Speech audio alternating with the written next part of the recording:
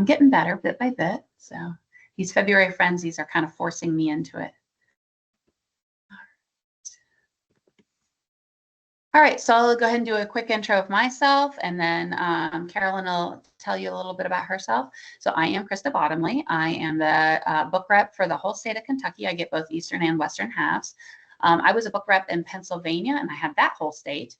But they additionally sent me up and down the East Coast quite a bit. I was sort of the fill-in person. This is back when you had the big old box trucks and you had to haul all the gear by hand. And my kids, now little Frederick wasn't born yet. I was actually pregnant with him when I stopped. But my other kids remember hauling all the books. My daughter worked the cash register. The little boys could, Sebastian could take people over to like where Challenge A materials were and things like that.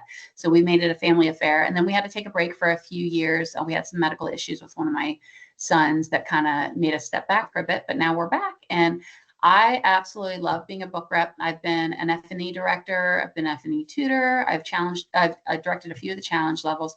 But being a book rep is really my passion. And it's not because I like sales. Sales is not why I'm here. I really love supporting parents and encouraging them in the classical model. I believe passionately in CC. Rebecca, I kind of gave her a little bit of my testimony at the the January refresh. But CC has been very important to our family and for me graduating my oldest. My oldest was basically graduated by CC in my CC community because we had so much going on when she was in her high school years. So I credit CC, our CC community, with how well she's doing. That's her there leaning on my youngest son. And she is doing very well at a classical school out in Annapolis, called St. John's. She's excelling out there, and it really is from the work that was done in the Challenge program, and that starts in Challenge A.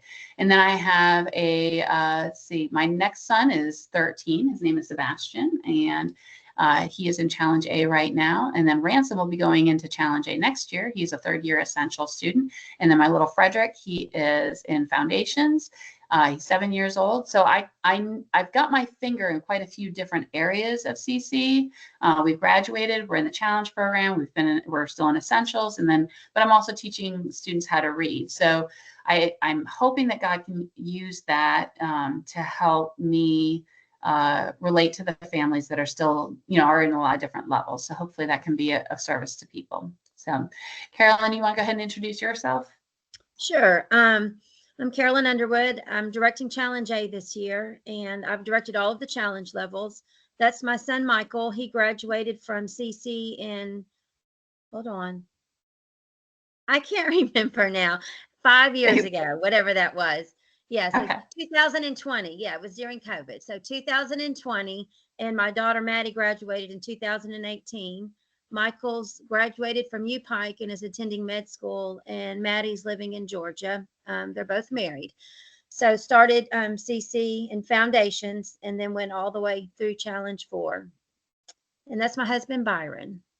And I'm currently in the Lexington Tuesday community, and I'm directing Challenge A again. So I never thought I would direct Challenge A again, but there was a need this year, so I'm still directing. All right, awesome. All right, so our agenda, let's see, we already did the introductions. In a second, if anybody wants to think about volunteering to pray, we need a volunteer for that. But we're going to cover the classical model for about 5 to 10 minutes because it's good for us to hear it over and over again, and it's good for me to say it over and over again. The more we repeat things, the more ingrained and natural it becomes. So, and then we're going to hit the director's perspective with Carolyn. I'll talk a little bit about it. We don't have a student on this call to answer questions. My son went out of town for a couple of days. But then we'll hit your questions for a little bit, and then we'll kind of conclude with that. So do I have any volunteers to pray? I can pray. Thank you. Okay, I'll pray. Father God, we thank you so much for these ladies and their time to invest in CC and helping other moms as they come forward into Challenge A and to different programs within CC. And we just thank you for the knowledge and the wisdom that you've given them. And we thank you for the blessing that CC is to each of us and the communities And we just pray that this time would be fruitful and helpful, and that you would give us clarity of different questions that we may have, and that you would just help us to be excited and to be open-handed, to learn more about you, Lord, and to make you known to others. Father, we love you, and we thank you for this time as body of believers. Amen. Thank you, Kim. All right. I'm dodging the sun here. My poor husband, he keeps telling me I need some curtains down here. And now I'm feeling why. He has to do meetings all the time down here. So I have to get him some curtains so he's not doing this. All right. So with that, I'm going to start with the classical model again. All right. So if anybody's been, the people who've been in CC for a long time probably know these graphics. Let's see. Oh, Christy, did you want to go ahead and give yourself? I'm sorry, I'm just trying to read what she said in the chat. Sorry, I'm having to multitask today. I kind of got in on this late, so I'm trying to make room for it. No, that's okay. I don't even remember what the intro was. I'm sorry. I'm brand new to homeschool. I'm in the Lexington area. My daughter's 12, so she'll be in the Challenge A for the first time. Was that everything? Okay, so you're brand new to homeschooling. Yes. Yeah, that's pretty good. Yeah. So completely new. That's awesome. Well, we're glad to have you, and hopefully we can kind of set some, nerves at ease, because the first year you do it, it is pretty, you're wondering if you're doing it right. So, all right. So I'm going to go through the classical model just to kind of establish for everybody. Let's see. Let me see this chat here. I want to challenge a student, answer questions later. Oh, that's a good idea. Yeah, if somebody wants, so I have a volunteer to have their Challenge A student come answer questions if we like, as long as he feels like it. I tried to put my son on the spot, and he said he would do it. And then when he actually was sitting here, he got cold feet seeing all these people, and he felt strange that he was like, he's not used to working on a screen. So yeah, that would be great. Thank you. Okay, so going back to modern education. So this is what most of us are familiar with, and the way most of us are raised, and what we've come to think of as normal. But that's in the grand scheme of things, this is very abnormal in historically when it comes to education. So modern education said that man is the measure of all things, which is humanism. And so they put the student at the center of his own world. Okay, they make the student his own little demigod with all these isolated subjects revolving around him and his universe. Each one of these subjects you study basically for utilitarian purposes, so that he can harness, usually so that he can get a job someday. And that's the main purpose of the education.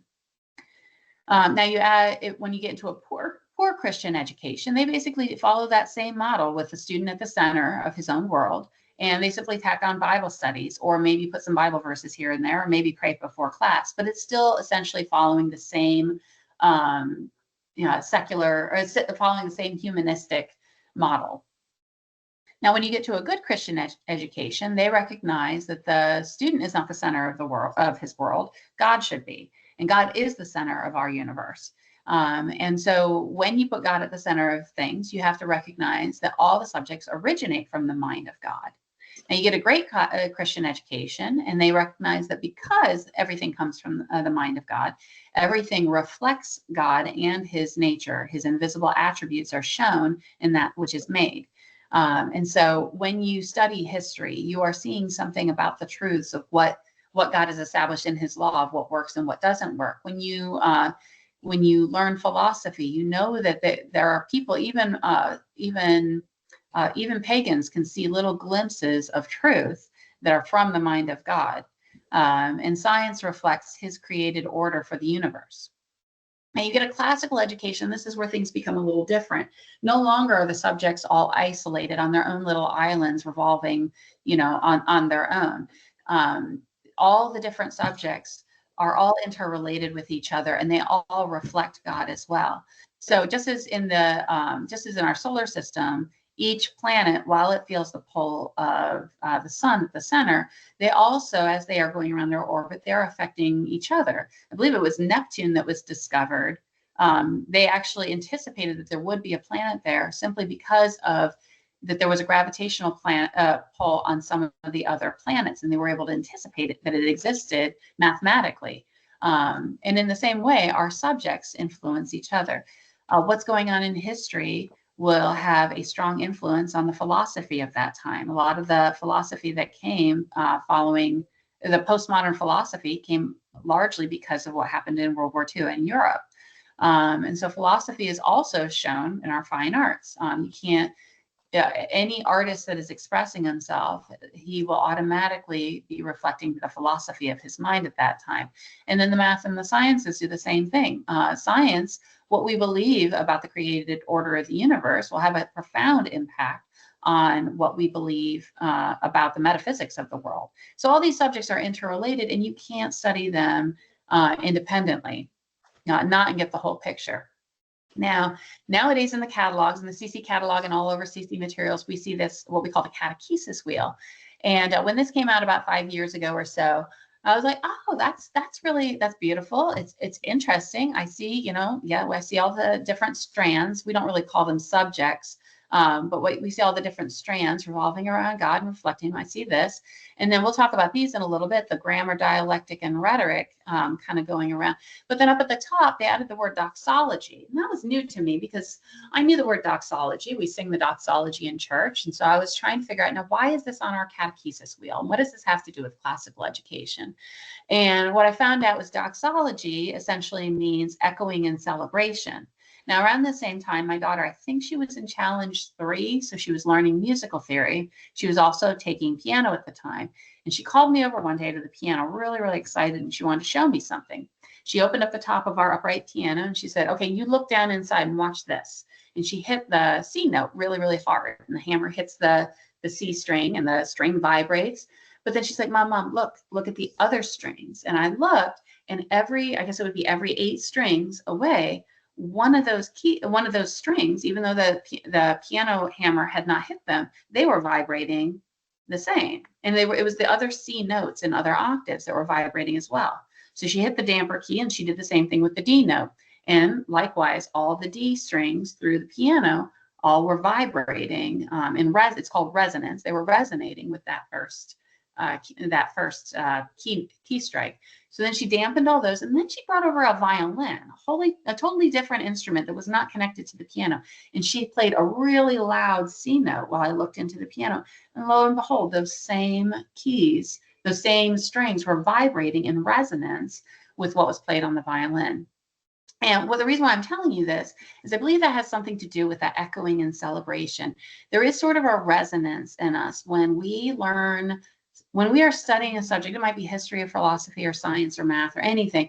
When we get a little glimpse of God in what we are studying, or mathematics calling it seeing the unseen, when we get that little bit of resonance in us, there is something in us that kind of reverberates off of that. It tells us something about God. And I'm not sure if unbelievers feel that the same way as believers do. I'm not sure if it's related to the Holy Spirit, or I don't know the theology behind all this, but that was part of what called me to classical education, and to CC in particular, is that this is what drew me to God initially, is when I studied things, I saw the God of the universe in what I was studying. And so that's what doxology is referring to, just to give you a little background of all that. Now, we're going to cover the classical model of learning. Now, most of you have heard this quite a few times. Some of you, this is brand new, so we're going to go over it again. When we study any new subject, there is a method that has been used. It's called classical because it's been around for a long time. It wasn't invented by the Greeks or the Romans. It wasn't invented in the medieval monasteries. It was invented by the mind of God. You do see this reflected in the Bible numerous times. But whenever we study any new subject, we first need to soak in what's called the grammar of that knowledge. And that's why we show the roots of the tree. We are just soaking in all this information. It's the vocabulary, the facts, the basic understanding, the basic knowledge of any subject. My sons are in Trail Life along with Kim's David. And so Kim, you're probably going to pick up on some, I probably don't know the names of the knots quite well, but my sons were studying all the different knots, and they have to learn all the names of all these knots and how to tie them. And they're not using them yet. They're supposed to just be memorizing them. They're just learning, okay, this is a bowline knot, this is a square knot, this is a granny knot, this is whatever. All of these different kinds of knots, they just practice doing them over and over. And then when they've hit that state, when they really have soaked in that basic knowledge, they start progressing into understanding what the knots are for. And this is moving on into the dialectic stage. The next stage in knowing anything is trying to understand the information around why do we need to know this and how we use it and what circumstances do we apply this information in. So my sons learned that a granny knot is not a very good way to tie your shoelaces. A square knot it will stay tied far longer. But if you use a square knot, square knot's the most common knot that most of us know. If you use a square knot when you are dragging a log along the ground, it's going to shear that knot off and it's not going to hold very well. So instead you want to use, I think it's called a bowline hitch. Bowline hitch is also great when they're setting up their tents. And so they're learning there's different circumstances for using the knots that they've learned. And then as they progress in learning in their knowledge of anything, they learn how to apply this knowledge. So they're no longer soaking in all the new information or wrestling with it as much. Now they are starting to apply it to real life circumstances, like they're setting up their tent with a bowline knot, and they're also beginning to teach others and show others what they know. A very natural part of learning is where you go back and you take what you've learned and you express it to others. At some point in trail life, I guess one of the goals is that they get sent out into the woods with basically just a bunch of rope, and they're supposed to build some sort of structure with what they find out there. It could be logs or something, but they're supposed to build a structure basically with just ropes and the knowledge that they've been soaking in to build this structure. And so that is this is actually the most effective and efficient way to learn anything, to start with our baseline knowledge, progress through understanding the circumstances of how that knowledge is applied, and then bearing fruit and wisdom and showing that to others. All right, so we find that the same way that this the method for learning also corresponds directly with a typical child's developmental process. So young children are very much in this grammar process. They're asking lots of questions. Tell me things. What's this? What's this? What's that?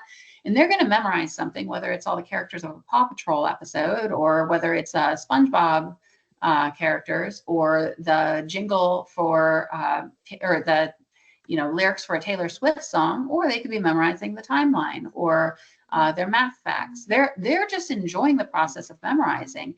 And we actually don't have to do a whole lot to make that enjoyable for them, because they are just enjoying soaking it all in like a sponge.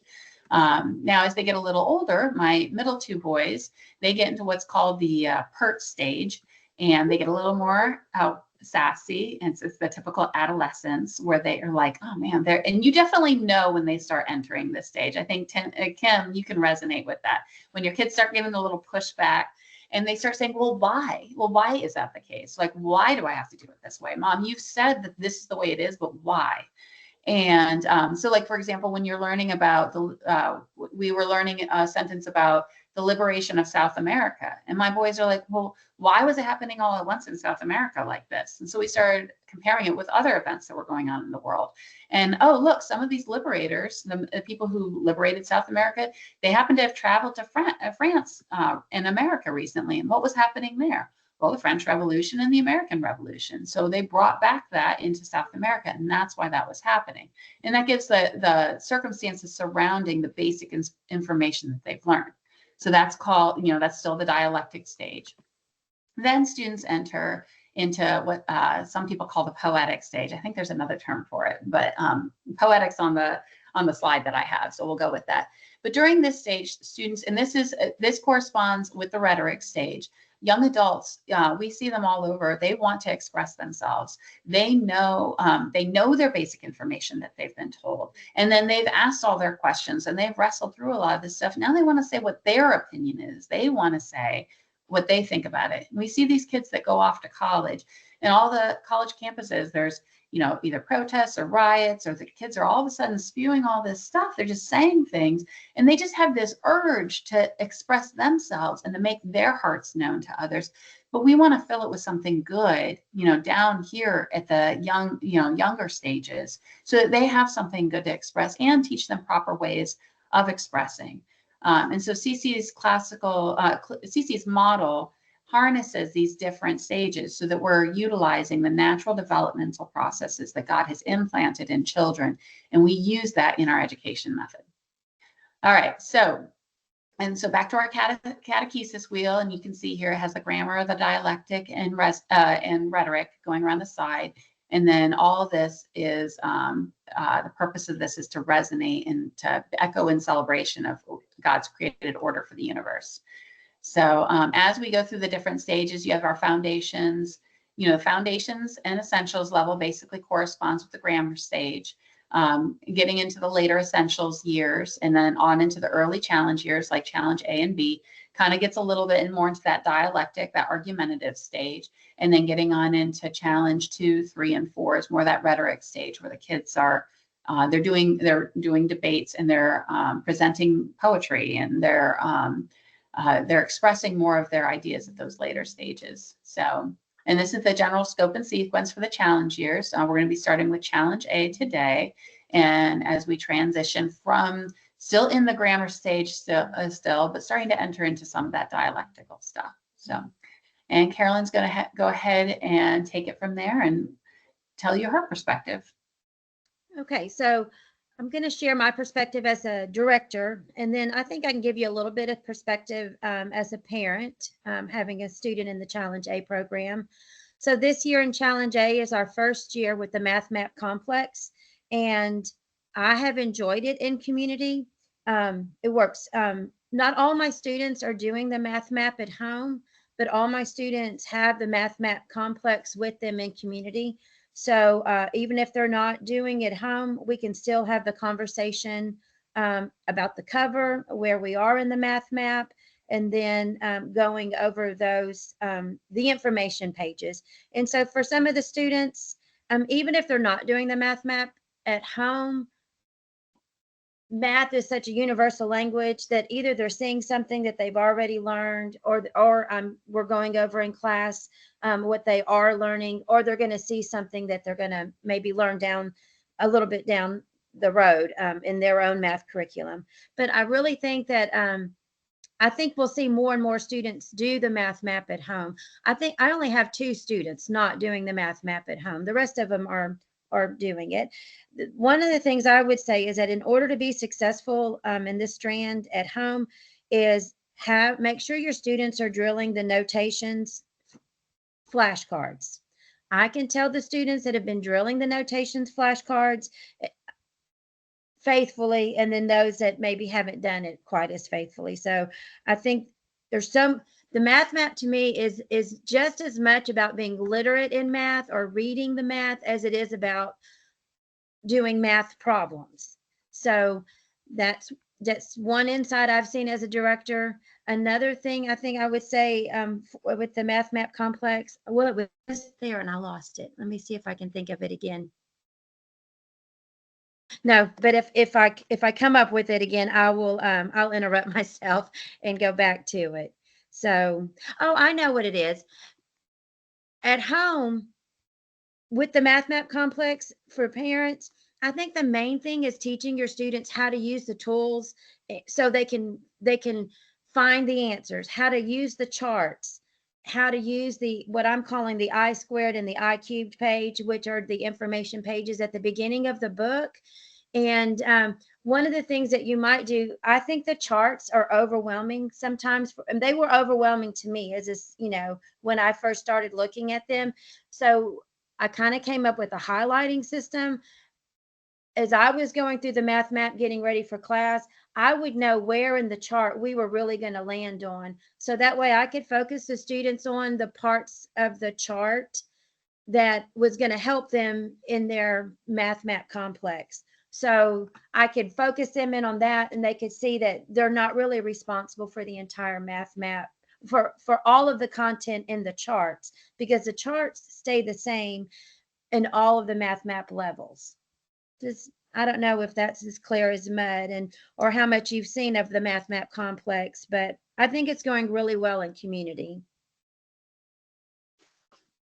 Okay. All right, so the next strand that we are going to talk about is the grammar strand. All right, so we're in Henley 1. You'll be in Henley 1, A, B, and Challenge 1 years. So you go through a little bit more than half of the book for Latin. You're concentrating on nouns, and you get a pretty good introduction to verb conjugations. I think the most important thing there is learning your vocabulary. And that's something, it's at the grammar stage. So that's something you're going to have your students drill, learning your vocabulary, learning those declension endings, those noun endings, and then learning the verb endings.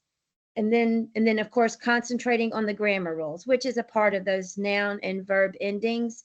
So I have some students that's what their parents are having them do at home, is drilling vocabulary and learning the grammar rules. So they're not doing a lot of translating at home. I have some students that are doing some of the Latin exercises and they're working on the translations, but they're primarily concentrating on translating from the Latin to the English. And then I have students that their parents are requiring, whatever is assigned in the book is what their student is doing at home. And so I think one reason the parents tailor is because they're afraid of the Latin. And so I think your student is capable of learning the vocabulary and the grammar rules. They're capable of translating from Latin to English and attempting English to Latin. I really believe that your students can do it. So if you do feel like you need to tailor, what I usually encourage my parents to do is don't tailor entire exercises, tailor within those exercises. So if there's 20 sentences to translate, have them attempt half of the sentences or a third of the sentences, whatever you think is appropriate. But I think they'll be more successful in the long run if you at least have them attempt the translations at home. But I understand if you're just going to do vocabulary, then really do vocabulary. I mean, really drill the vocabulary and know the vocabulary and the grammar rules. So that's just a little bit of insight on the Latin. Whether you use the Latin workspace or not, I think that's up to you. With my daughter, I don't, of course, I didn't have the Latin workspace when Maddie and Michael went through it. So, but if I had, I don't think I would have used it with Maddie because number one, she's got good handwriting. And I just think the process of writing things out and working on them in paper is good. But with Michael, I probably would have used the Latin workspace because it would have given him a little bit more structure, a little bit more accountability, and it would have lessened the amount of physical handwriting that he had to do because it was just something that he struggled with. So that's my insight into Henley Latin. Do you have anything to say? Okay, I'll go on to research then. All right, so first semester, we're doing the nature sketch journal, and the second semester we're learning to draw the human body. I really feel like the first semester with the nature sketch journal is it's a great skill for the students, and it's building on the skills that the students learned in IEW, where they're taking two sources and they're keyword outlining them, and then they're fusing the outline and then writing not a 5-paragraph paper, but maybe a 1 or 2 paragraph on whatever it is that they've researched. So it could be a plant, it could be an animal, and the students really enjoy, like, let's say you're giving them reptiles, right? They enjoy finding the most interesting reptile they can find, kind of challenging themselves to find something they don't think any of the other students are going to come up with. So I think they enjoy that. They enjoy illustrating it. And so that also is a part of the sketch journal. They illustrate their research.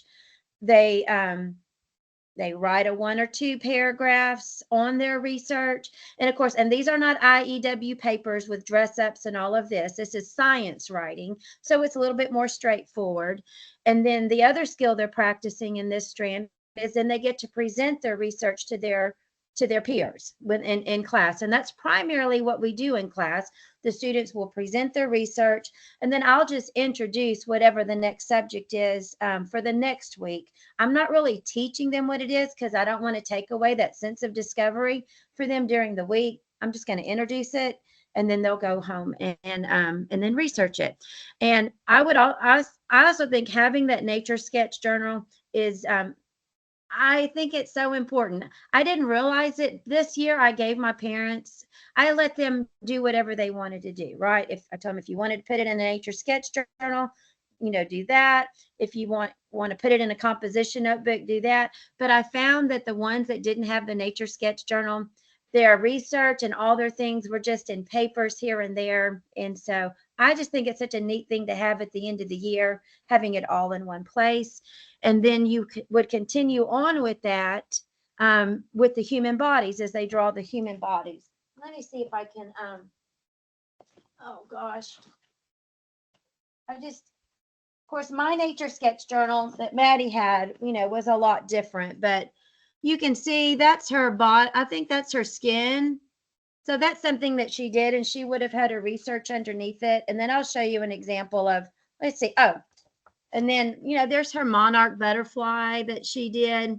And then I could show you my son's, and it doesn't look nearly as pretty, but I'm just as proud of him. So all of that work is in the nature sketch journal. Of course, mine is the old one. You'll have a different one. All right. I know. Then the capstone event for Challenge A is the science fair. That used to be in Challenge B, but now it's in Challenge A. And it starts first semester, then they get to finish it over Christmas break, and then they come together.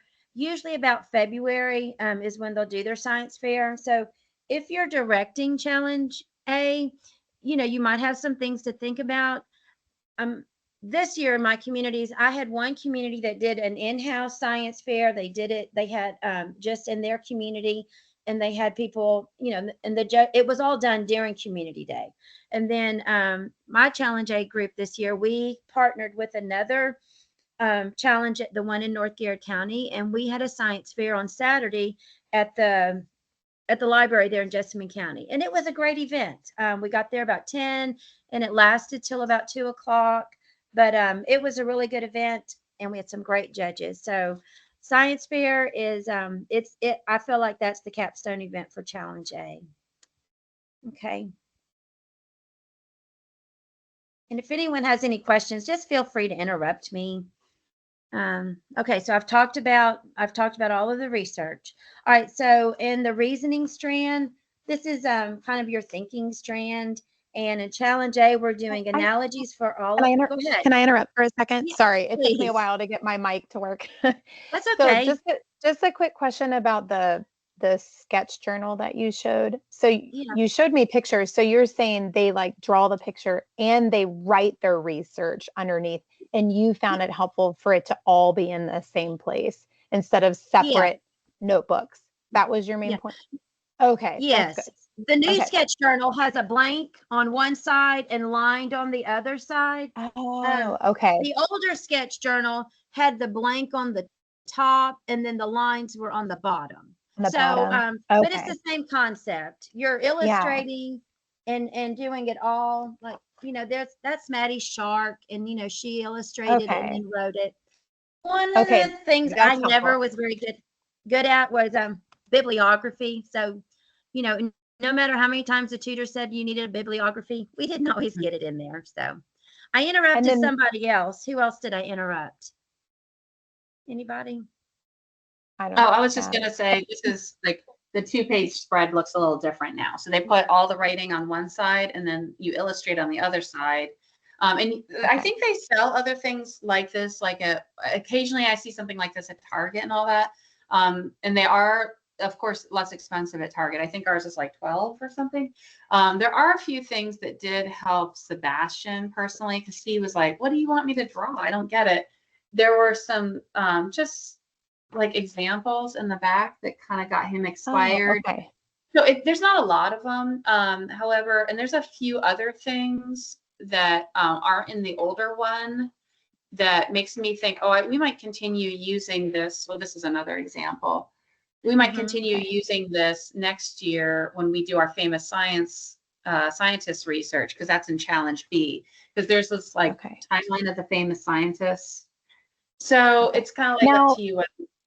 Good. Now, when they're doing the journal in class, does the director teach them how to write more scientifically, or are they taking information that they've learned from IEW and kind of just more implementing it in that way?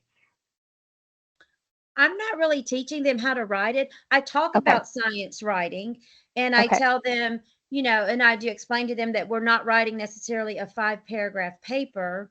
Okay. So I'm not looking for who, which clauses and fanboys, and Okay. I'm not necessarily looking for strong verbs and that kind of thing. But I might, at the beginning of the year, I might give them a little bit of an outline, and really it's the 5 W's and an H. What are you writing about? Where do they live? Okay. You might, if it's, for example, the butterfly, there's certain things where the life cycle will be more important in an animal than in other animals. And we talk about, what kind of birth cycle do they have? Is it live birth? Is it with eggs? So I give them some ideas of things to put in their paper, but Okay. everyone's going to come up with something a little different, And we Okay. don't worry about being super scientific at this stage. Like they will definitely get more into that on this. Now it's not in the catalog at this point. In the catalog, I think I have it in challenge 1. There's this like, I don't know if you can see with the sun, this book here. I wish that we had gotten, to your question, there's chapter 3 is about writing style. I don't know if you can see with the sun. Oh, okay. Okay. But this would be for the mom who wants to go above and beyond.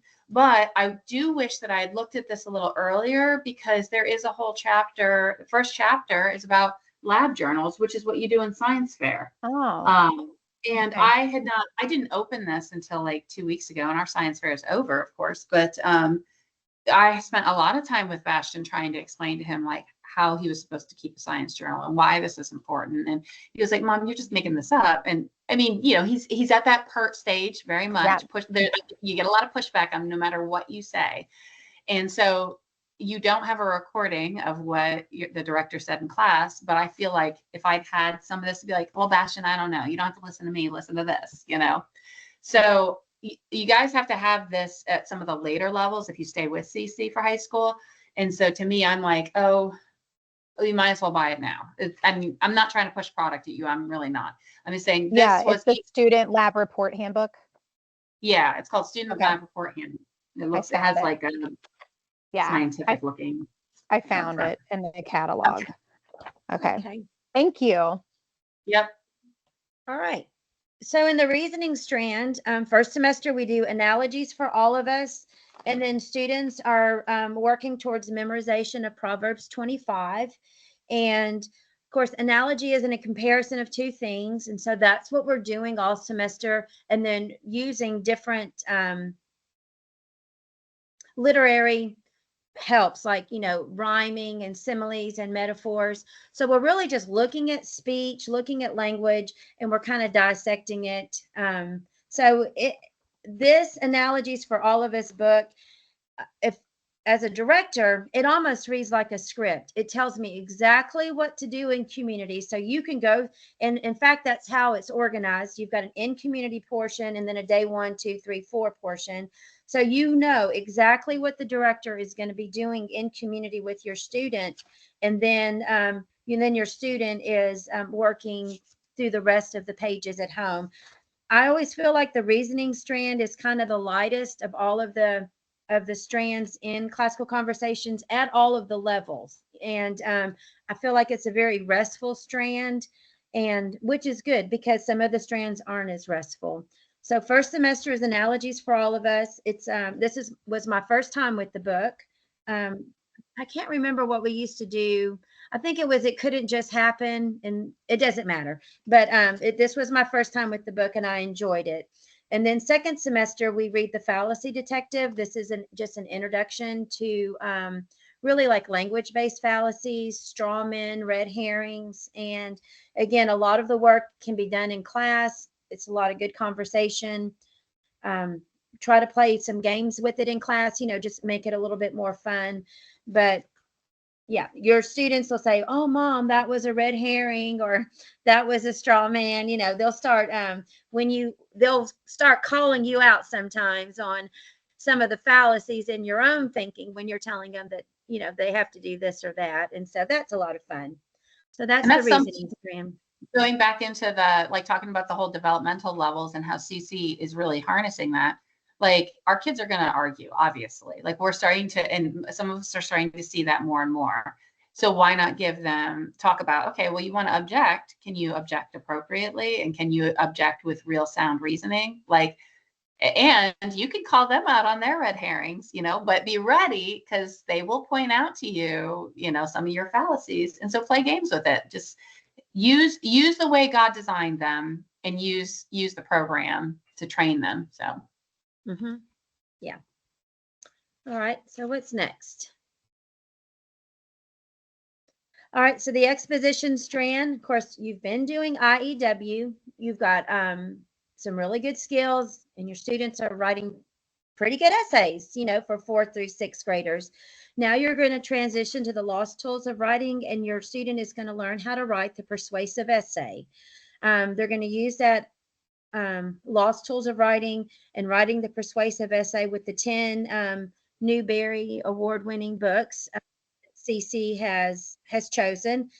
These are the same 10 books that my daughter did however many years ago. So not a lot of change here, which I think is really good. So let's talk a little bit about LTW. Each book will be on a 3-week cycle. There'll be a week of what we call a week of invention, a week of arrangement, and then a week of elocution. So your student will come to community having read the book, and then during the week of invention, they're just coming up with ideas to write about. Your challenge director will probably have an LTW equipping day, like a half-day event where they kind of run you through the different components of the persuasive essay. But so there'll be a week of invention where you come up with the ideas to write about. Then the second week will be a week of arrangement. This is where you take those ideas, you come up with a thesis, something that you want to defend with those ideas, and then you create an outline, and that's what you'll produce the second week. The third week is where you take that outline and you write a paper. Each of those weeks, throughout these 10 books that we're reading, you'll be learning new skills and tools. So, for example, your first essay, you're not going to like it. It's just 5 sentences. And you're thinking, but my student was writing these really great essays in IEW. But LTW, they strip it right down to the basic form of an essay. So your first essay is going to be 5 sentences. And then from there, you're going to start adding things, right? You're going to add things to your introduction to make it more interesting. You'll be adding things to your conclusion to make it more interesting. So by the time you get to essay template 5, which is around, I would say, Secret Garden, you're going to see a pretty good essay. From about Secret Garden on, you're going to start seeing, a pretty good essay. So I think that's all I have for exposition. So it runs on a 3-week cycle. Every 3 weeks, your student will be writing a paper and then reading the next book. All of these books are really at or below their reading level because LTW doesn't want you to wrestle with the content as far as, reading the books. They want you to wrestle with what's in the book so you can come up with good ideas about the book. They call it normative or value-based writing. You're not writing a book report. You're asking yourself, should a character have done this or should a character have done that? That creates your thesis statement and gives you something to persuade. So, and then cartography. This is where your student's going to be drawing the world. And for me, the purpose of the, well, a purpose of this strand, not the purpose, but a purpose of this strand is to get a map of the world in your student's head. So later on, when they're reading Patriots history or Discovery of the World or other great literature in the upper challenge strands, they can place it in the world where it's happening. So I think that's about all. So I think that's really what I want to say about cartography. It's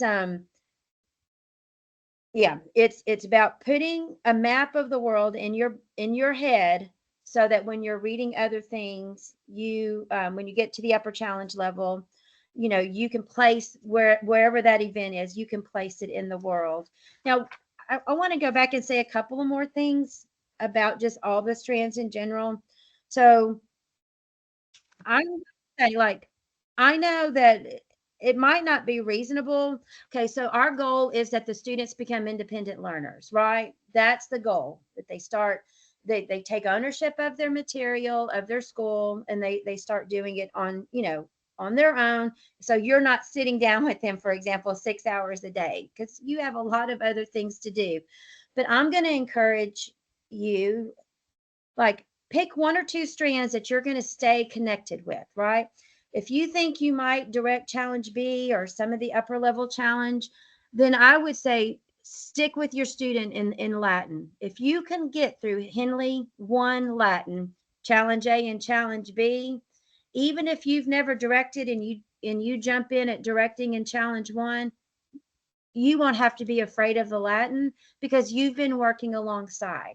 So I think learning the Latin alongside your student is going to set you up for success, and it's really going to set your student up for success.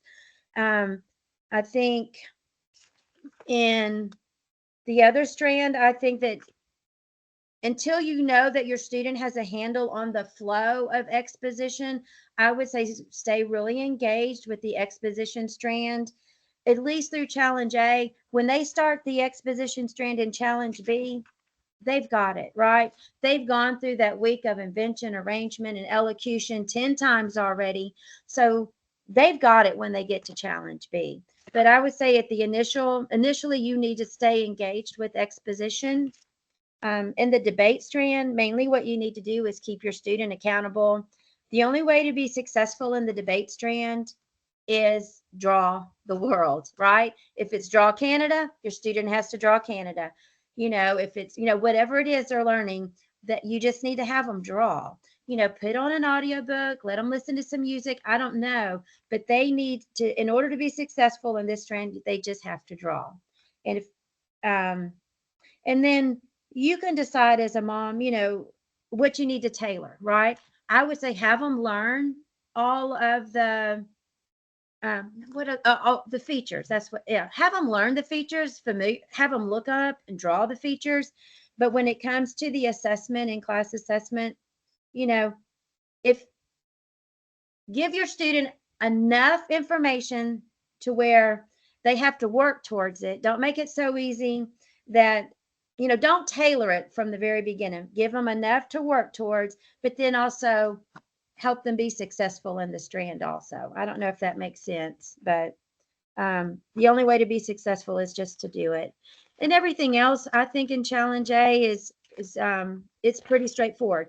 I say if you stay engaged with the Latin and give your student time to draw in the cartography, you're going to have a successful challenge A year. I don't know. That's my insight.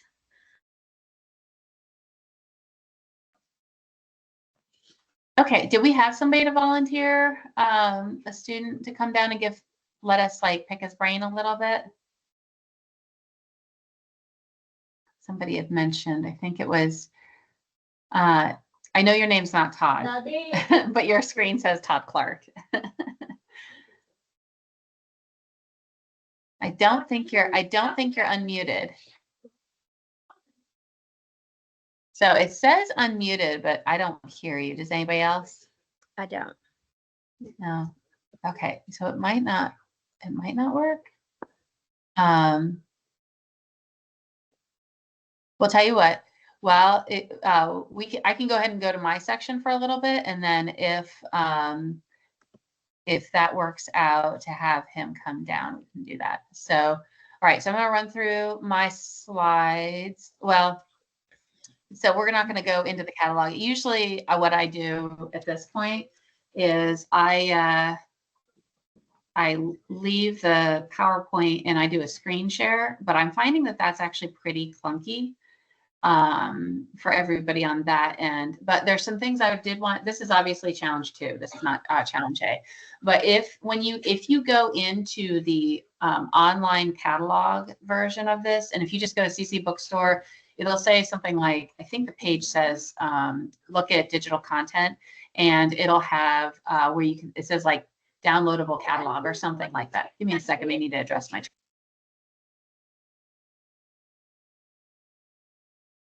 Is my mic working now? Can you hear me now? Oh, now we can hear you. Yep. Okay. I actually figured out something technologically. I'm so excited. I know. So you can feel my pain when I went from being a book rep, which meant physical labor, to like clicking mouse buttons and tech. Yeah. I feel your pain. I had switched the speakers over from my husband's headset to my laptop and didn't realize that I had to separately switch over the microphone from the headset. So, but yeah, since you had already switched over to something else, do you want me to wait, or do you want Matthias to be available now? Tell you what, why don't I go ahead and go through this section really quick, and then my kids are getting kind of restless, and then we can let him come down and I can address them. So I'll get through this. It'll probably tell him about 10 minutes. So like okay, 5-10 sounds minutes. good. Okay. So, all right. So if you go to the online catalog, which it's not what you're seeing here, but you'll just go to the CC Bookstore. And when you look at the digital content, what happens is if you hover over one of these images, and you can click on it, it'll kind of turn gray. And if you click on it, some of them it will actually take you to a link of what's called Words Aptly Spoken videos that are on YouTube. And these are Lee Borton's and 3 other CC parents that have like a discussion on what the content, what the purpose of that book is, and kind of gives you a cliff notes. So you can decide, well, with the literature, like for example, Carry On Mr. Bowditch, there's a fabulous discussion that she has of Carry On Mr. Bowditch. So if you can't read that book along with your students, if you listen to that video, either over the summer or during the year, if you remember it, you can kind of get a cliff notes to kind of hang with the conversation, so you can help your child when they're going through the LTW and like having to invent, because it can be hard. They have to do these Annie charts, and sometimes they need to come up with 30 different facts or 30 different, it's called affirmative, negative, and interesting facts. And that's a lot. But if you as a parent know a little bit about the story, you can kind of help be involved in that without having to necessarily read each book. And then additionally, it's not just for the literature, also for some of the parent resources, like there's a video for talking about Lee Borton's The Question, or why do we have practicing affirmation here? The reason why we have practicing affirmation on our parent resources here is that we all know that we think of junior high students, and don't we think of insecure people? I mean, honestly. And it is so easy at this point as parents, when we've had these grammar stage kids, these little kids, they really did need a lot of very direct instruction. No, don't touch that. You're going to burn your hand. I need you to say please and thank you, et cetera, et cetera. They get into this stage and they really, they start feeling very insecure.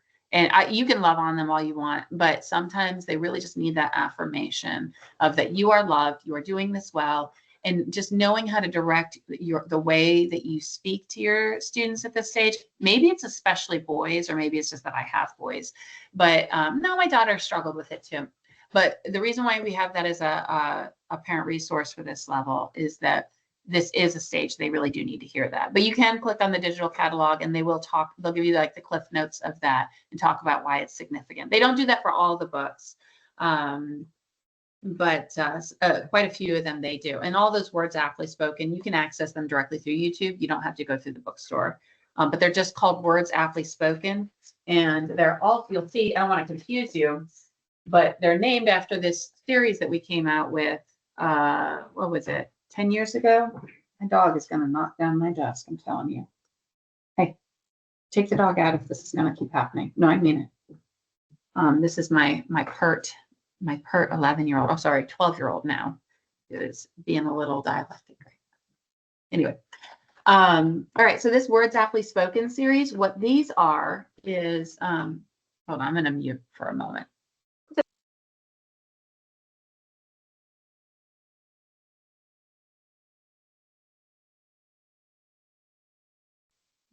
Okay, so what these books are, they have these at several different levels. What they are is it's along the lines of, if you can't necessarily read each and every book, or even if you can, but you need help with having discussions with your students. So like this is Carry On Mr. Bowditch, the entry. They give you a little bit about the author, and then they give you a synopsis. And then it goes into questions that are chapter by chapter. Now, some of these are just the grammar level. What happened? Who's the main character? Blah, blah, blah. There are no answers. So because we don't want to, we're trying not to turn this into sort of like Memoria Press has these, like, they're called literature guides, but they really end up just being a way to quiz your kids. And that's not what the intent of this is. This is just to get them to discuss the books, but we don't have the answers here for you. But then the important part is these thought questions for each chapter. You have the content, the review questions, but the thought questions are what really, really matter.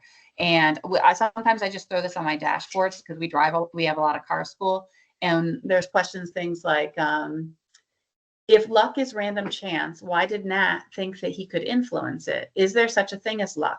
Why do you think people want to believe in good or bad luck? Let's discuss. And so these are that's just the very first question on there. But all these guides for all the levels help you as a parent when you're going in 20 different directions. You can't necessarily do everything, and you have to pick and choose. This helps me stay in tune with what my student is learning and be able to have a discussion, because we're called classical conversations for a reason. If you guys aren't having conversations with your students, you're not really getting the program. You're not really getting the content, because it is by having these discussions that we build relationships. We draw out the heart and soul from our child to find out what they are really wrestling with, and we train them in the ability to have these conversations as they become adults. All right, so then I'm going to go into, we aren't going to go through every product line by line, I promise. So Carolyn. Krista, what yeah, was that book called again? Can you say the name of that book? It's called Words Aptly Spoken, and it comes from Words Aptly Spoken. I see it. Okay. So the Words Aptly Spoken, they've taken that as the title for the YouTube series that are talking about the books. But it's actually named, the YouTube series is named after the book series. And there's one for children's literature. There's one for short stories. That's required for Challenge B. But each of the levels have that. So have a Words Aptly Spoken. And then when all these things are in the catalog. So so this is the workbook, the student workbook for the LTW. They'll need this, at least for this level. They can possibly reuse it each level. Just a moment. Yeah.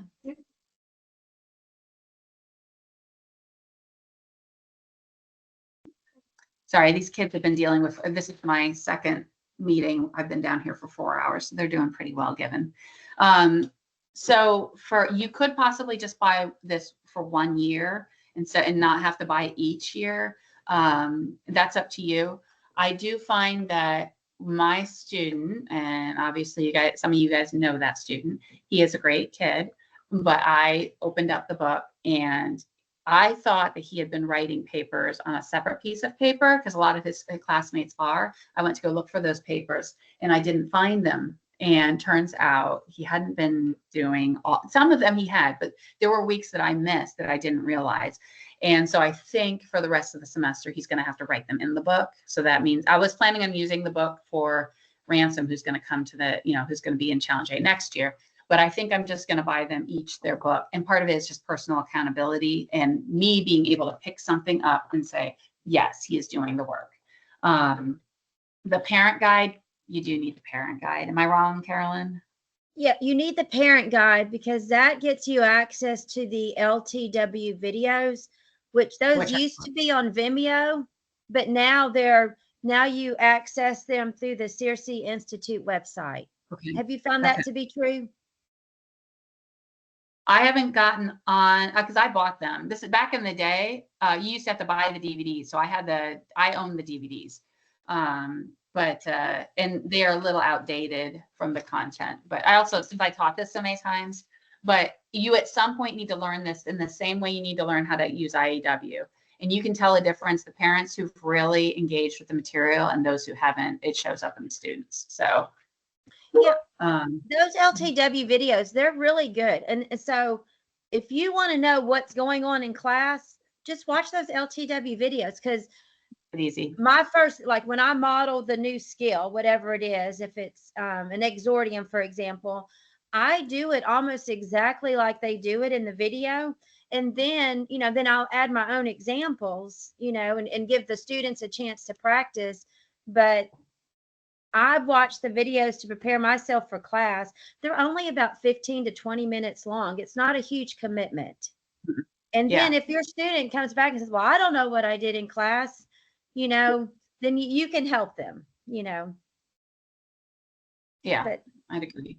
And they're not as long as the IEW videos. They're very accessible. Okay, so let's see. Let me skim through stuff here to bring out anything.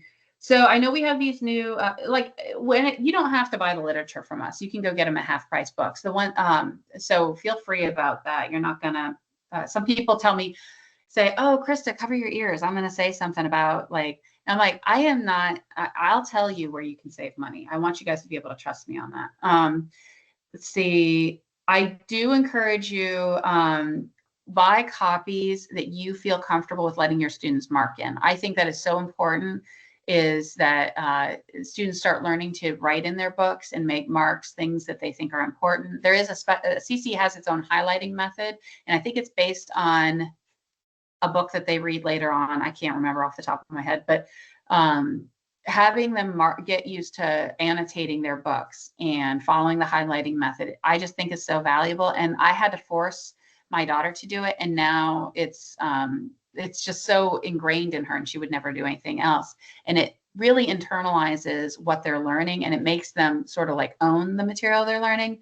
Next year, when they get into Challenge B, they have to deeply annotate Defeating Darwinism. And so this just kind of is an easy way to break them into that, is having them get used to highlighting their literature. So get them copies that you can say, this is yours. It's like a journal. It becomes like a learning journal, or almost not like a workbook, but it's theirs. So get a copy that you feel good about, that you can get each one of your students one. I know somebody on here has 7 kids. So get them each 25-cent copies, so that they can each have their own. Aside from that, I do want to talk about Latin Workspace. Castle's Latin Dictionary, you will want this at some point, but I don't think you need it this year. It's enough to have the glossary at the back of the Henley Latin. Henley Latin, I don't have my son's book this time, but when we do, and Carolyn, I think you do the same, the spiral binding.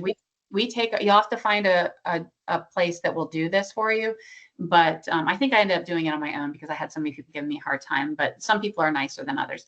But you cut off the binding, and then we broke it into, because you do about this much in Challenge A, and then you do this in first semester Challenge A, this in first semester Challenge B, then this semester in second semester Challenge B. And then on Challenge 1, you go the whole book. Does that make sense? So what I did is I broke my book into 3 sections according to those 3 different units. And I believe it ends at Unit 3, which is page 162.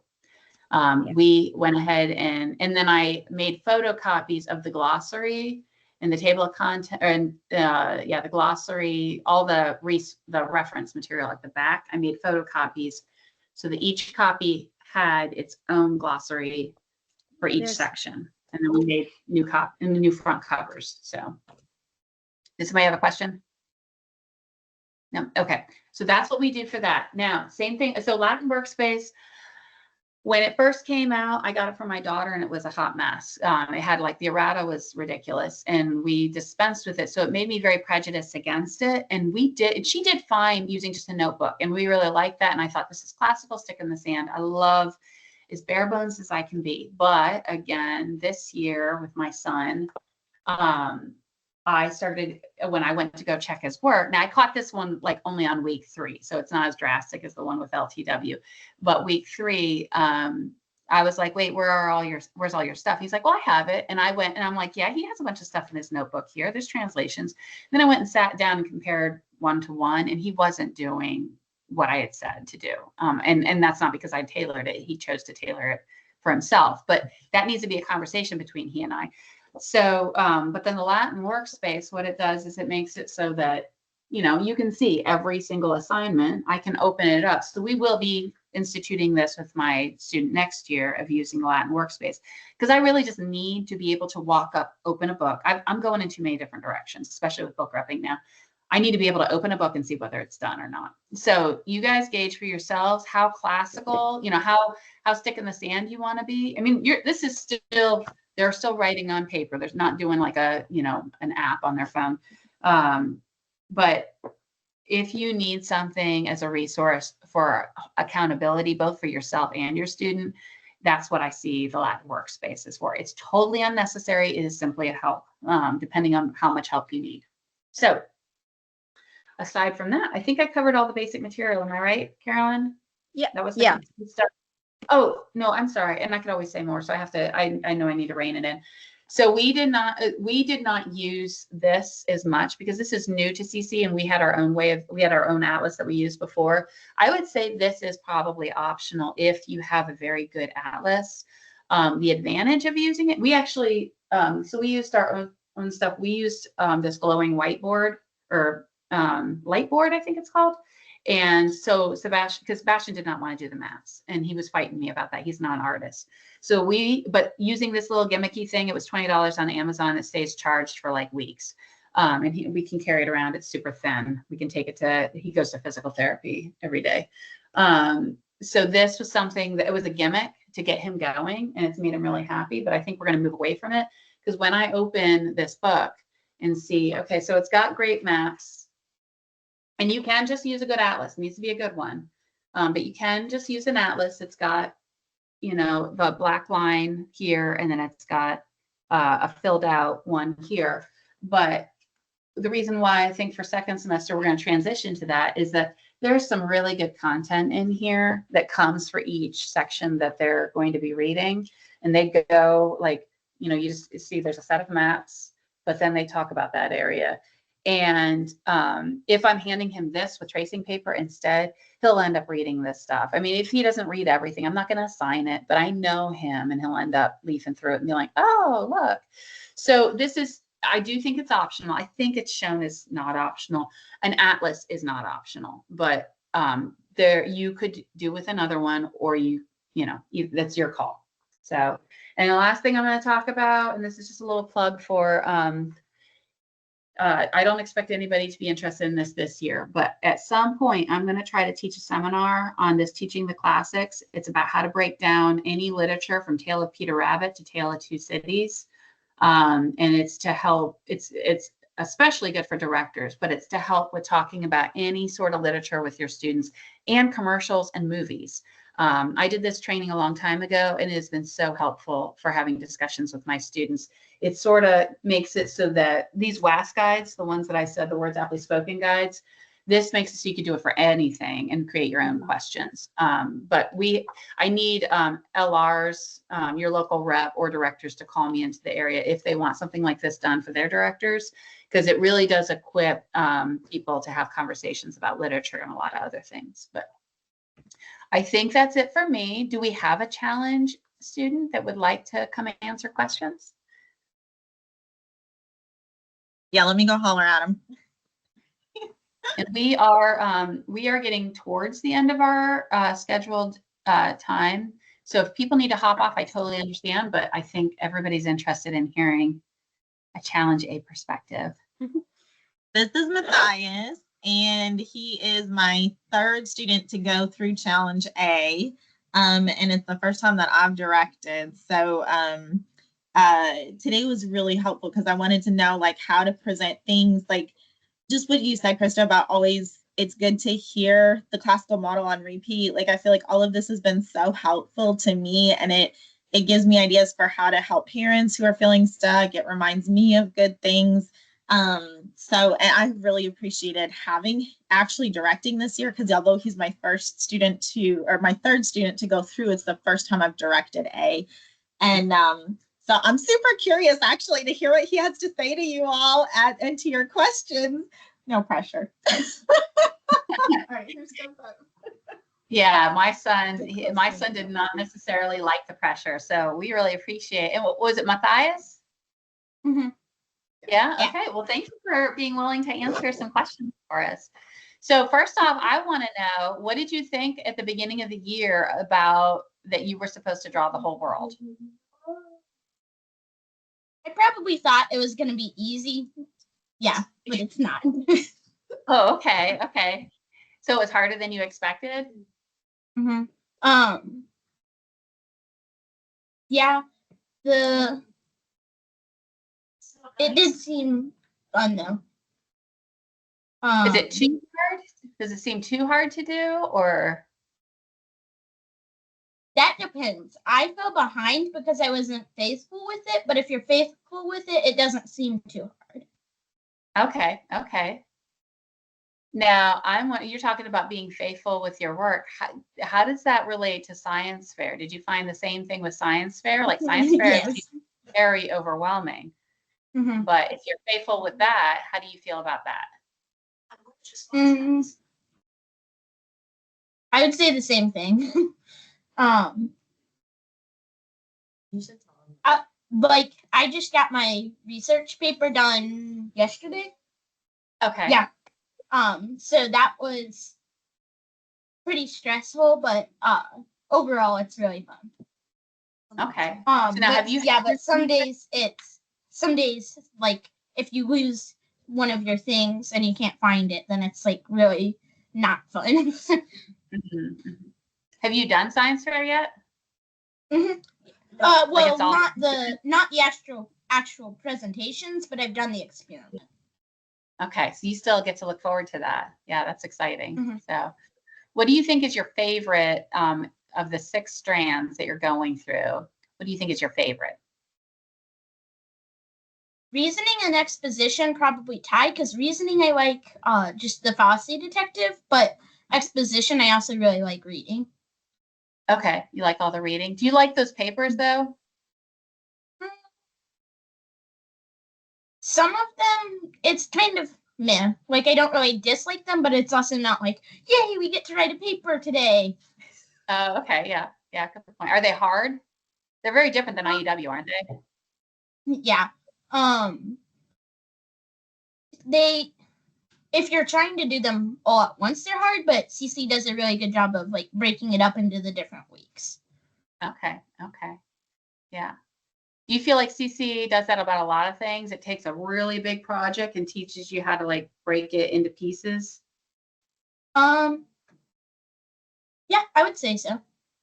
Okay. What are some of what's your least favorite part of CC? Like of the either subject or I don't know, just how it's just the work or Um, I would say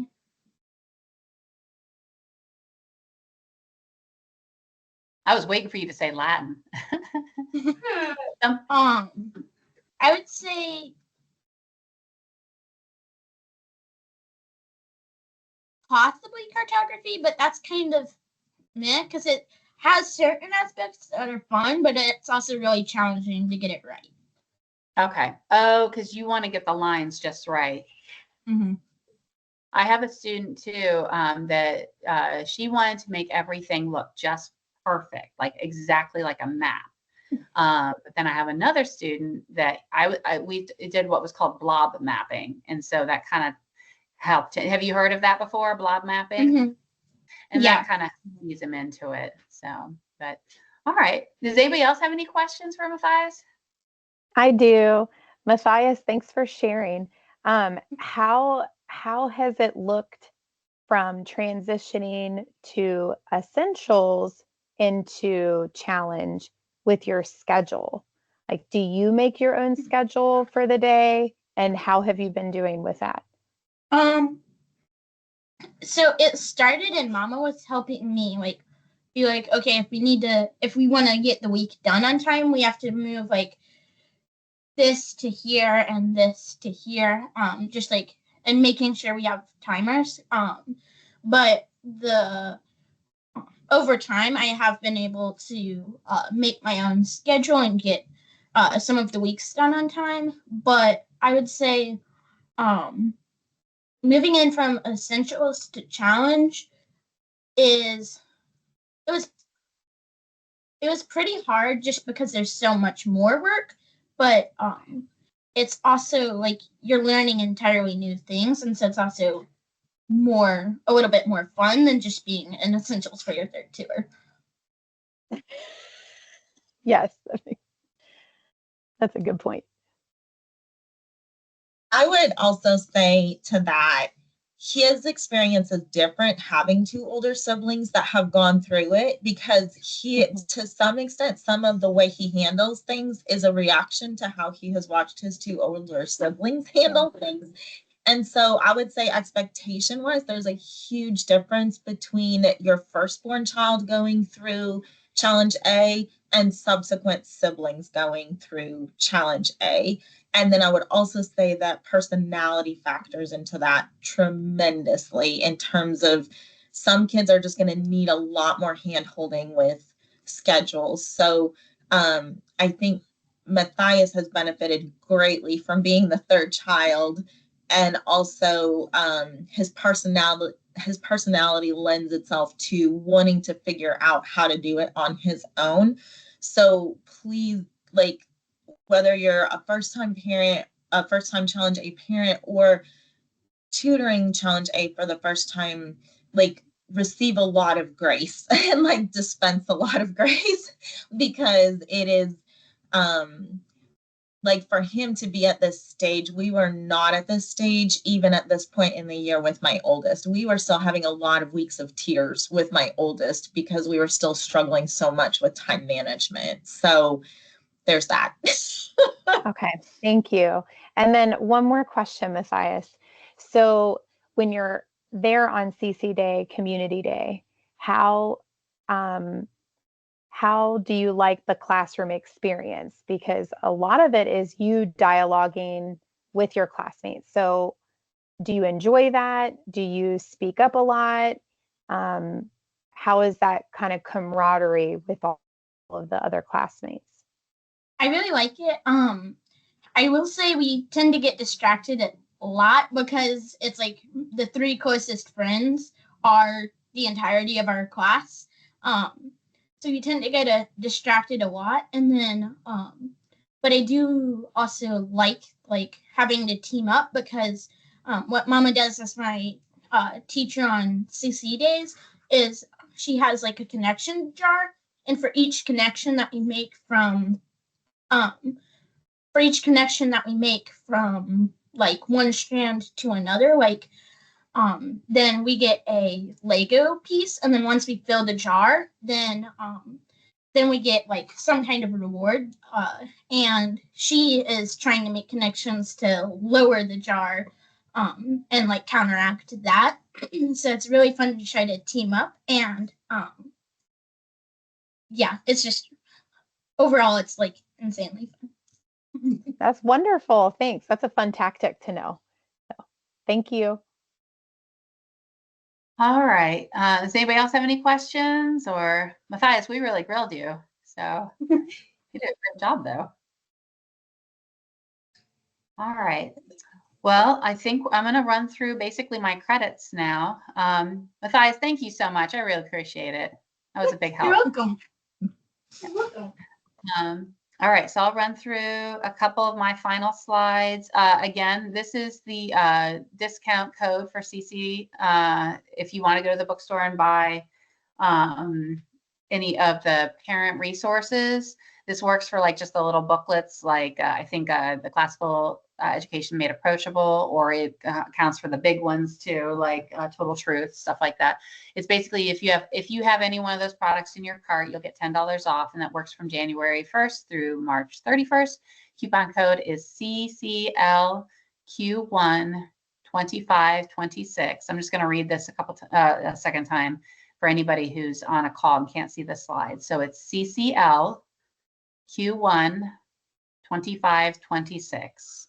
And to help you remember that, it's Cultivating Christian Leaders, CCL quarter one. We're in quarter one of the year. And then for the year 25-26, that's where we're at right now. So, all right. And then upcoming February Frenzy events are listed here. You can just screenshot this. These are all clickable links though. So if you see one that you want to register for that's coming up, Foundations and Essentials, these are great ones for families. If you know somebody you want coming into the community that you want to invite them in, but they don't necessarily want to go sit down with the director at Panera and hear the whole spiel. This is a safe kind of environment for them to sit and kind of listen. And if they want to ask questions, they can. So you can share the links for the Foundations and Essentials. And then we just have a challenge 1. Let's see, we finished the challenge 3-1 this morning, and then we just have one challenge 1 left. So we're almost done with those. So it's basically just the Foundations and Essentials ones left. And we will have recordings of most of these available to share. The Math Map events coming up, I do really strongly recommend any challenge A or B moms to be involved in these. There will be, if you don't see one on the list in your area, there is going to be one in Louisville, I think May 6th or 7th, something like that for the Louisville people. But if you don't see one on here and you need one in your area, you just need to reach out to your local rep or your director and kind of put a little pressure on them. What we're going to do is we're actually going to sit down with the booklets and practice using them as if we were students. And there's going to be a parent. One of you is going to play the role of parent, and then there's going to be a 7-year-old, a 10-year-old, and a 13-year-old, parent, a parent pretending to be them. And then we're going to practice how we do that in community or at home for day 1, 2, 3, and 4. Each person's going to have a chance to practice being a parent. Everybody gets a chance to pretend to be a 7-year-old child. It'll be all great. So, but these are links that if you want to register for those, and we'll try to do some like in the fall too, like April or August for people who are coming late to the game. These are the practicums that are coming up. Again, these are clickable if you want to register for any of these. I do strongly recommend you doing practicum. It is going to be about math for the 2nd year in a row. The reason why, well, I'll get into that another time, but basically the classical Christian world, that's not just CC, that goes for Veritas Press, and what's the other big one is Circe Institute, and there's a few more. They're all realizing we are doing great work in a lot of the areas of humanities and such, but we really need to start addressing putting a Christian worldview back into science and mathematics. And so we're trying to reclaim that because God did create it, so there's a very strong Christian basis for science. And math is the language of science. And so we are putting a big push both here at CC and in other organizations to reclaim math from a Christian perspective. So that's why we're doing it 2 years in a row. So these are our social media pages. If anybody needs to go, you can go ahead and sign off. These are basically like the end credits. These are our local social media pages. These are clickable links yet again, where you can follow along with what we're doing in your area. Even if you don't want to necessarily engage a lot in social media on these pages, just by you following the pages, and then it's okay, I understand, you can go ahead and silence the page or not get as many notifications. But the more people we have following these pages, what that does is it increases the likelihood that people in your area who are looking for homeschooling resources will find classical conversations, as opposed to K-12, which is basically just secular public school online. And so if you follow these pages, we're finding that the younger generation that is coming in, they're not going to Google and they're not going to search engines to find out information about homeschooling. They're going to social media. It's the equivalent of having a conversation at the park used to be. Now they're doing it on social media and they're looking for homeschooling stuff. So the more activity there are on all CC's pages, each state has its own page, the more activity that we get on these pages, the more we can kind of build an awareness for people who are looking for alternatives to secular public school, that they can find us or other programs like it. If CC doesn't work for somebody, I would want them going to the Circe Institute, or I don't know why it's escaping my mind. Christopher Perrin is the man's name, but we would really like the algorithm to start showing that people are interested in classical Christian education from no matter who they end up with. So, Aside from that, make sure you link your CC Connected account with your bookstore account so you get your full discounts, both so you get the free shipping on $50 and under, and so that your prices aren't going up. When you first log into the bookstore, you are going to see those increased prices pretty soon. But when you go to checkout, if you have it linked, you'll see the prices drop again to what they currently are. So yeah, just make sure you're always getting your full discount on that. And aside from that, if you guys have any more questions or need help sorting out resources, I am not salesy. I sure hope I'm not. I do want to know what products work for people and which ones are just the fluff. And I do give feedback to the bookstore. All the book reps do. You can contact me for questions, or if you just want to give comments on how you think resources are working. I'd really like to know so I could pass it along to other people. So. And then you can book a time with me here. There's a link there. It'll just take you to my bookings app. And then on behalf of the CC Bookstore and staff, thank you for supporting what we do. We are homeschool families that are just working so that we can stay home with our kids and teach them and still meet the financial obligations that we obviously have at home. So yep, we can't be as fast and as efficient as Amazon, but we are trying to do what we can for you. So, and always reach out with questions. Does anybody have any last minute questions for me? I do real quick about MathMap. Okay. So in Challenge A and even at the practicum, do they go over even just attending to how to utilize the MathMap? Because I feel like when I look at it, if I could understand like what pages, like the underlying system to it, then I think it would make more sense to me. So is that something that at practicum when they or even the MathMap sessions that they're going to have where you're practicing teaching, will they do first like an overview, or will you kind of learn that as you're just kind of going through it? No, if you do the MathMap at home, and let me go back to that page. The ones that are called MathMap at home, those are training events for how you use the system. Okay, but not practicum. Practicum's not really going to be doing that. Very little bit. We'll probably touch on it. Yeah. So the MathMap at home is about using this product, whereas practicum is just talking about math in general. So and you said that there might be a Louisville one, but unsure. There should be. There will be one. We haven't nailed down the date. Yvette and I are talking. I think it's probably going to be May 5th, 6th, or possibly 10th, but I'll make sure you know by then. So that's good to know. Yep. Thank you. Right. Yep. Any more questions for me? Well, we went over a little bit, about 15 minutes over, which is sort of like a big no-no in the book rep world. But so I'll get scolded later. Because I have too many questions. Just blame it on me. Yeah, it's excellent. Oh, and somebody else had a question that you typed it in the chat and then I forgot. Give me a second. Let me go back through. Where was it? Where is it?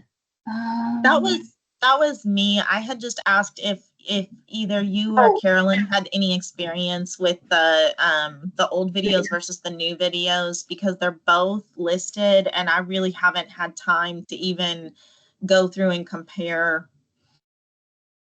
And I was wondering what to direct my moms to, because they're already so overwhelmed in Challenge A and with the new Lost Tools of Writing compared to IEW. And then you go on the CiRCE website and you just see all of these videos listed. And I don't even know whether to say, just go to the old ones or just do the new ones. Yeah. So this is my instinct. And I almost always prefer older things because I think that newer things are being made so fluffy and like cute that they lose content. Like I feel that about the Logic videos that are done in Challenge B. But my instinct with CiRCE Institute, though, if they're remaking a video, usually it's because they're trying to do something, they're trying to improve it in some way. So I don't have personal experience on that. So I guess I couldn't speak to it effectively. So basically, I guess I don't know. I hate saying I don't know, and so I'm kind of fumbling through an answer, but I will look into that because I didn't think about researching that. So if I get a response from other Challenge A tutors, I might ask a few and see what they say, and then I'll keep a note because you were on this call, and so you're on my list, so I can get a hold of you. Remind me, but your name's not Todd. What was it again? I was gonna say it's Amber. Amber. Thank you. I'm like Todd. You don't look like Todd. Anyway. Okay. So if I find more information, so Carolyn says she watches the new ones.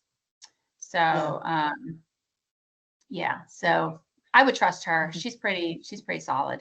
And yeah, if CC makes something new, it means they improved it in some way. So Okay. All right. Thank you. Yep. All right.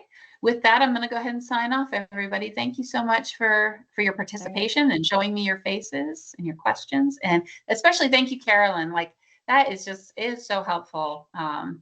You're really blessing a lot of us with you serving us that way. So, all right. Well, goodbye, everybody. Have a good weekend. Enjoy the sunshine. Thank you.